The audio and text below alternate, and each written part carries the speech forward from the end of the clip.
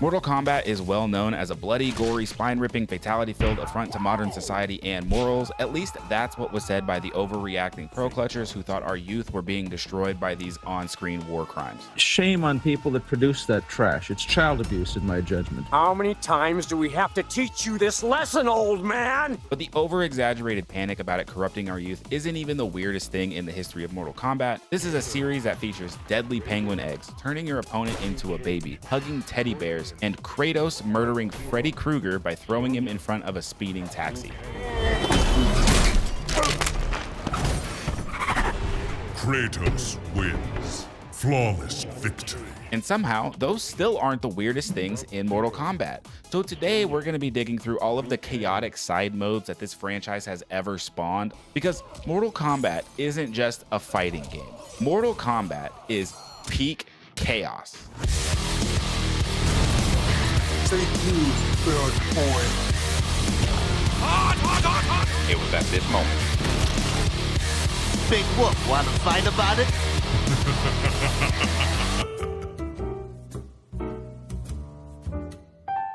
Faker, what was that?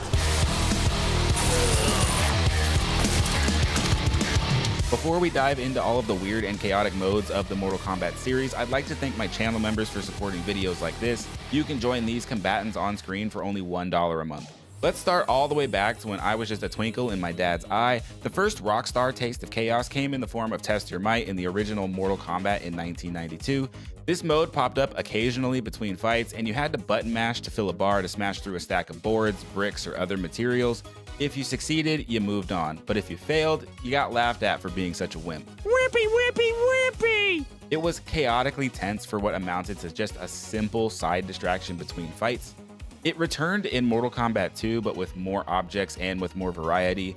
Then in 2002's Deadly Alliance, it came back before it again went on hiatus until Mortal Kombat 9 in 2011. Well, a variation did appear in the 2005 spin-off Shaolin Monks, but we're not really talking about the spin-offs today. Since its appearance in Mortal Kombat 9, it's shown up again in Mortal Kombat X and in MK1, where failure is now met with a gruesome death. He ain't gonna be in Rush Hour 3. But MK9 didn't just bring back Test Your Might, it also added 2 new modes that pushed the chaos even further. Test Your Sight and Test Your Luck. Test Your Sight was a simple shell game. Track the object under a set of moving cups, which sounds easy enough, but if you've ever been to a sporting event where they do this on the big screen, you'll know just how tough these can get. Test Your Luck was basically a chaos generator. A slot machine would spin before the fight, applying random modifiers like missiles falling from the sky, headless fighters, or no jumping allowed. It was the definition of unpredictable chaos.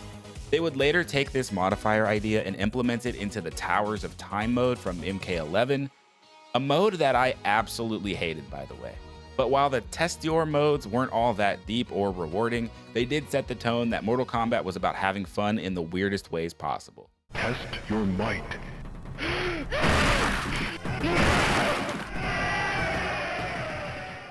What do you get when you mash together Mortal Kombat and Mario Kart? Well, at least it matches my eyes.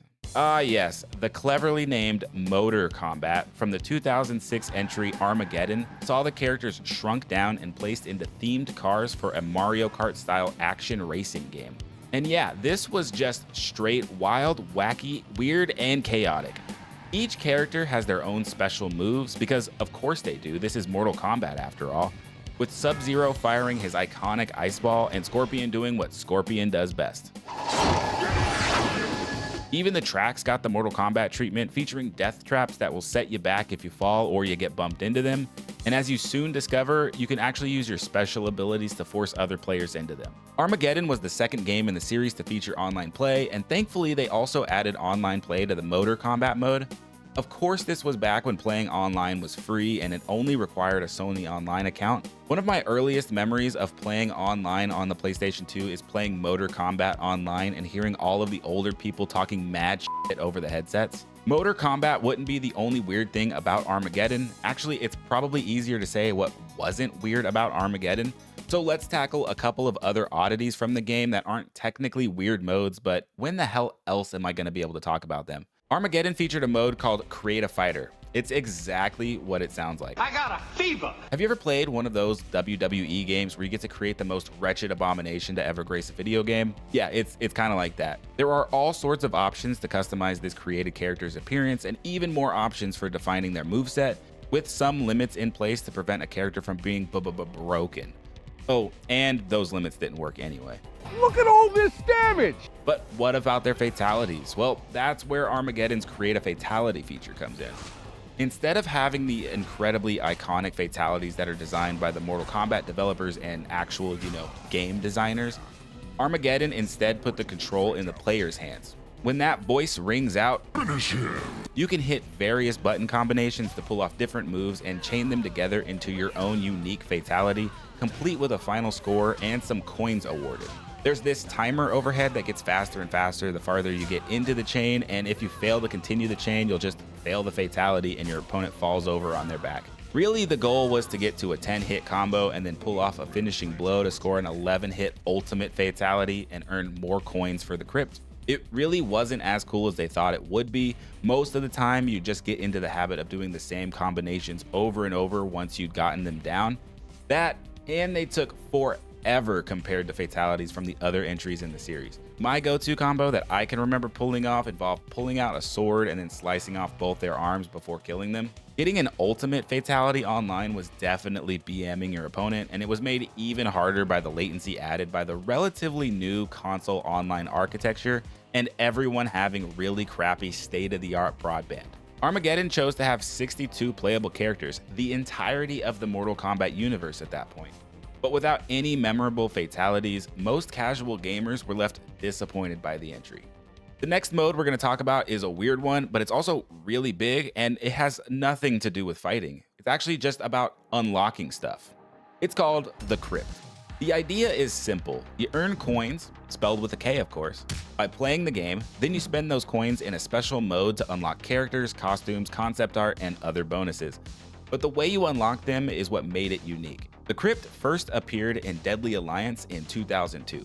It was super bare bones by today's standards, just a grid of graves presented in a first-person menu. You'd highlight a coffin, spend your coins, and receive the reward inside.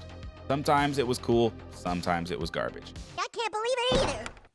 Not cool, totally lame.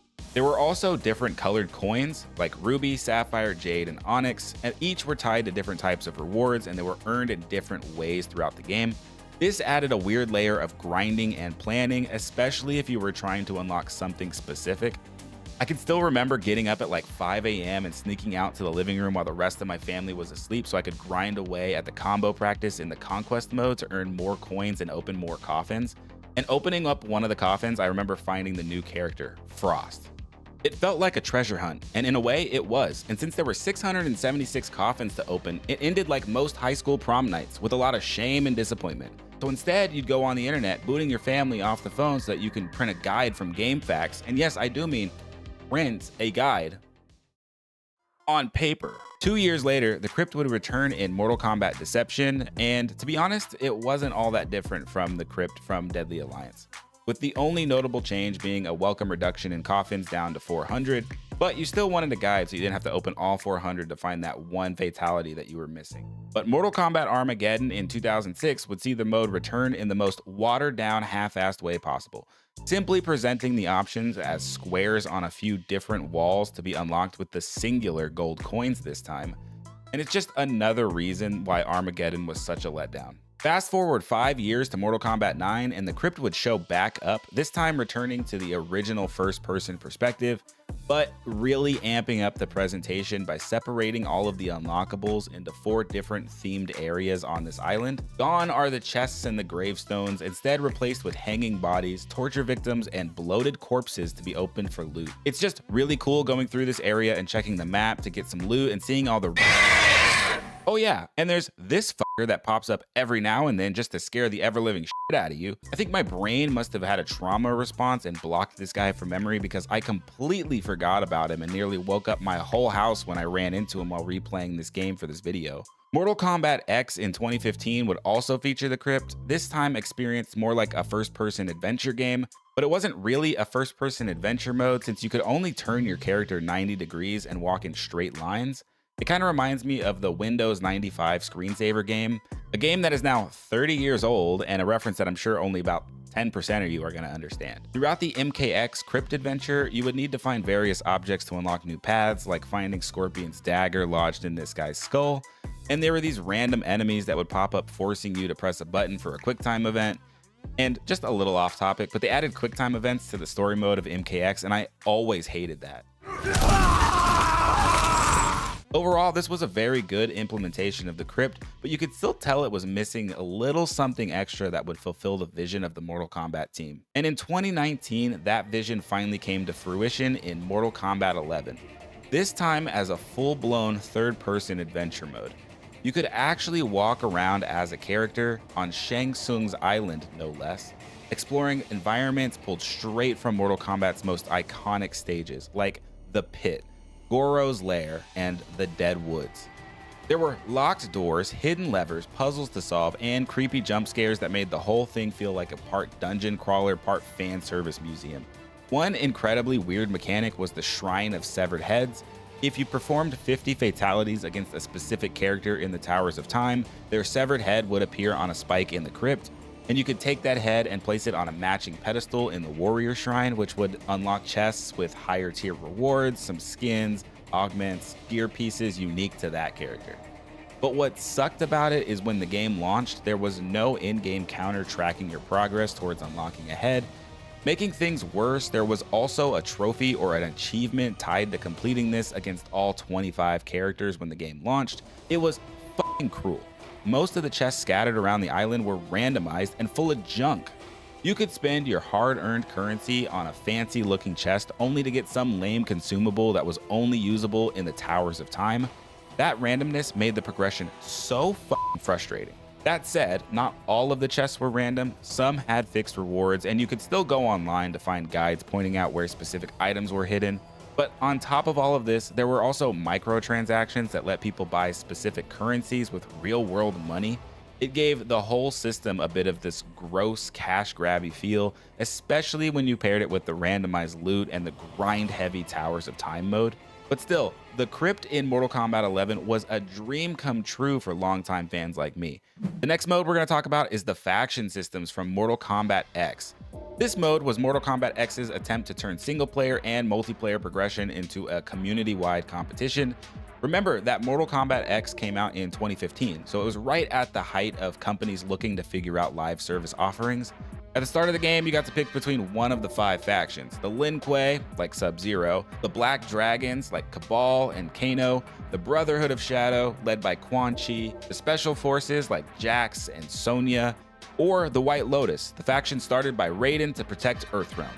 Once selected, everything you did in-game, from story mode to online fights to even just training, X-ray modes, fatalities, all of it, contributed points to your faction's global total.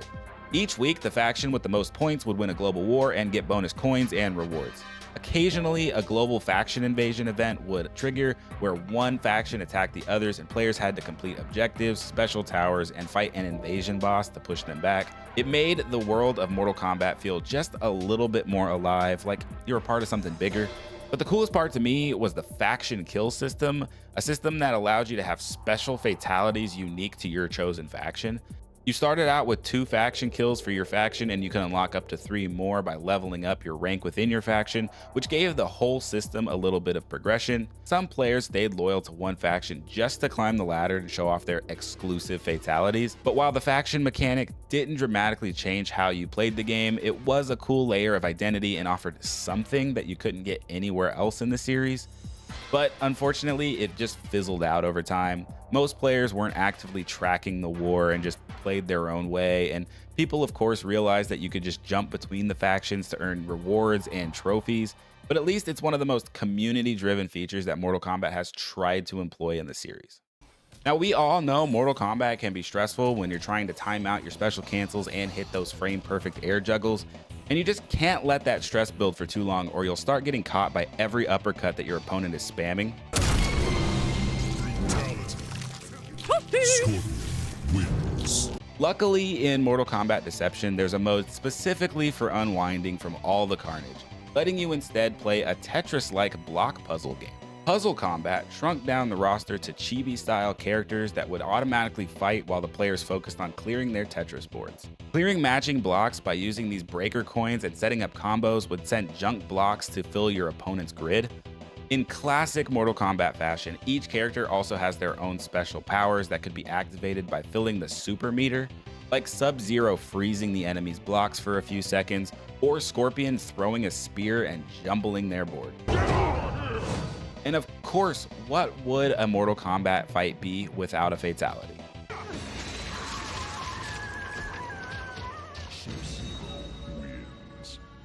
Fatality.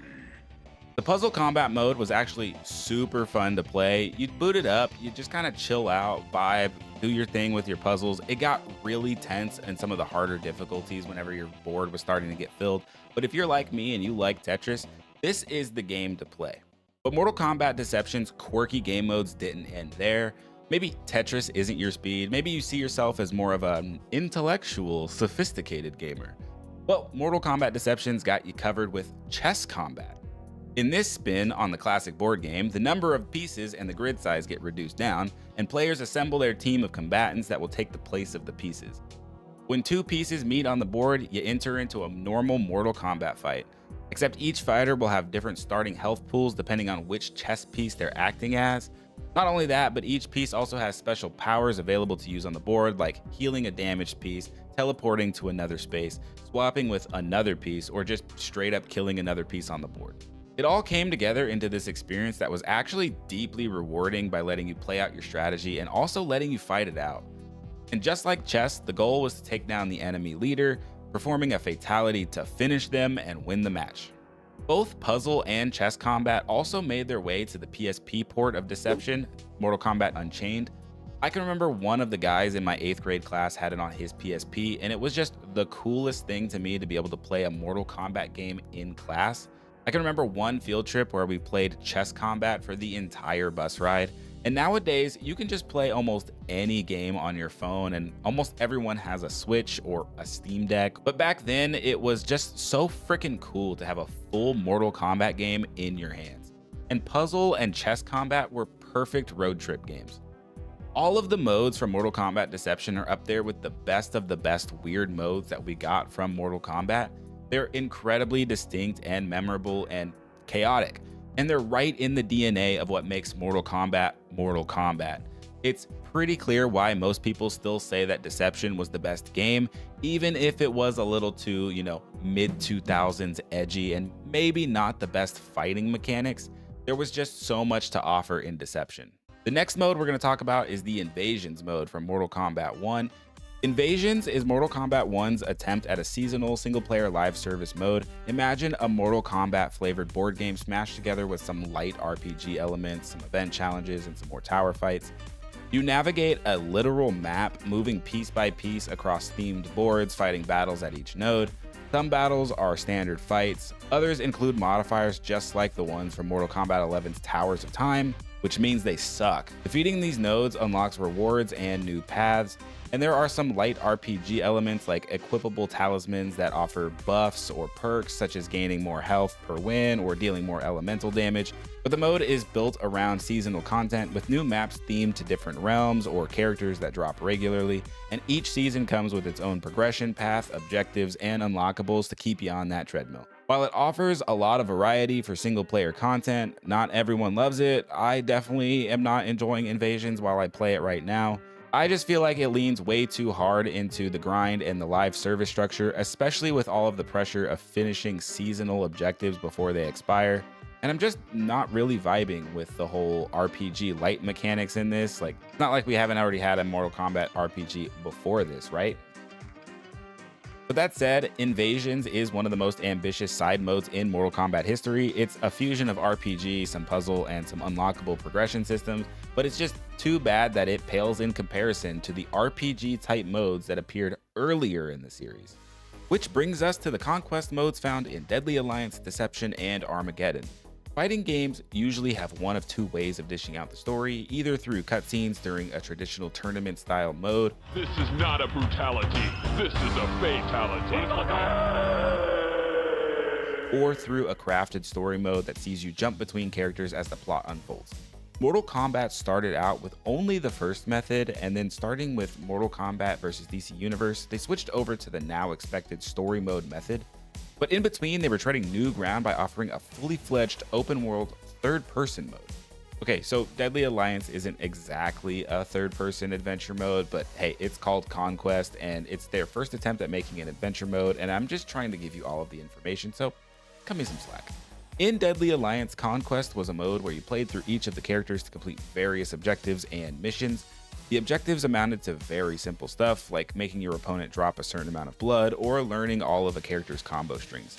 I have really fond memories of being forced to learn every character's combos and the absolute chaos of the combos that required you to switch between all three of the fighting stances, especially for the combos that involved air juggling and stance changes. Those definitely sent 8-year-old me into my first ever existential crisis. In between each mission, this monk would make his journey through the numbered huts, and this in no way actually tied to any story. In fact, there isn't really any story found in this version of Konquest at all. Once you've completed all of the missions for each character, the monk reaches the end of the journey, and there's this really lame cutscene as Blaze performs a meditative ritual, and just like that, you've unlocked 2 new characters for the other modes. The 2 characters being Blaze and the incredibly stupid, tongue-in-cheek embodiment of Midway's chaos, Mocap. It might not have been the most fleshed out system, but it laid the foundation for the next entry, and boy oh boy did they run away with the idea. Mortal Kombat Deception saw the return of the Konquest mode, but this time it was actually a fully fledged third-person RPG. You took control of a new character, Shujinko, on a journey to absorb the powers from those that he defeats in combat. Shujinko is on a quest to gather some legendary artifacts and travels to all the various realms to collect the Kamidogu. He does this at the behest of an elder god that turns out to be a trick by the Dragon King Onaga. And oh boy, that must be the deception that's in the subtitle. Shujinko starts out as a young boy and ages throughout the journey, eventually becoming Pai Mei from Kill Bill. The really cool part about it was just exploring all of the different realms in this open world RPG. There were a ton of chests to find and open, lore to be discovered, and a bunch of side quests. I remember this being the first game that I got to interact with the Tarkatans on Outworld, which was super interesting to me as a kid. And the whole thing was accentuated by some of the worst voice acting to grace a video game. Shang Tsung, I will win the Mortal Kombat tournament and free Earthrealm from your tyranny. If you played this game and you haven't thought about it in years, one really stupid thing that I found while I was finding all the footage, it immediately sent me down memory lane, and it will probably do the same for you. But just remember that you could run up to random guards and people on the streets and you could punch them, and people would just randomly punch you back and send you flying. Now, I could probably go on and on for hours about all of the systems in this Konquest mode. I'll just leave it with a very simple is good. Armageddon would also include a Konquest mode, again with a change in formula. The Konquest mode this time was turned into a linear brawler adventure mode, this time starring another new character named Taven. As you can see by the tattoo on Taven's face, don't mess with him or he might bite your ear off. I was gonna rip his heart out. I'm the best ever. Taven's on a journey to defeat Blaze and do some stuff with the Elder Gods and some all-powerful weapons. If you want a full lore dump, this video would take forever. Throughout the journey, you venture into various locales from the Mortal Kombat universe, like the Lin Kuei Palace, where you accidentally free Frost from her prison before meeting up with her former master, Sub-Zero. What made it special were all the little moments of coming face to face with the other characters and watching how they interacted with Taven. Like seeing the powerful Shinnok this way blew me away as a kid. And meeting up with Scorpion and the Shirai Ryu was just... But it definitely felt like a budget 3D brawler, and if it didn't have Mortal Kombat's lore, I doubt anyone would look back on this game fondly. Still, we haven't seen a mode like this since Armageddon, and fans like me are still clamoring for a fully baked open world Mortal Kombat RPG.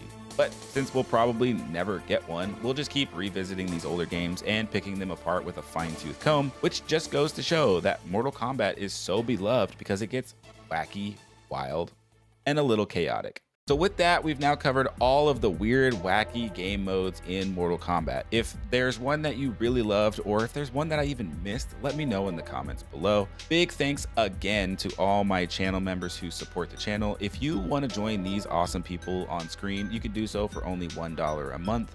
You can click one of the links on the screen right now to go to another video of mine. Thanks again for tuning in. I'm Ice Cold Snake. I'll see you next time.